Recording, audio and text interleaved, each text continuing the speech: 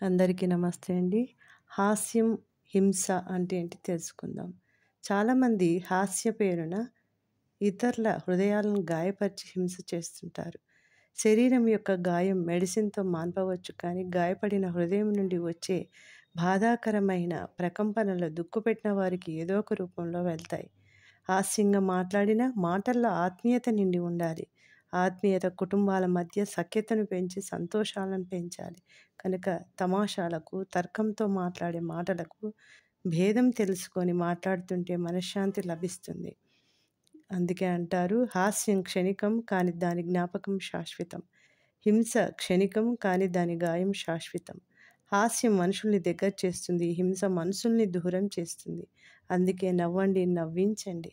ప్రతిరోజు పరమాత్మ స్మృతిలో ఉండి మాట్లాడే మాటల్లో మధురత నిండి ఉంటుంది. మనసుల్లో ఆప్యాయతలు పెరుగుతాయి. థ్యాంక్ యూ అండి. ధన్యవాదాలు.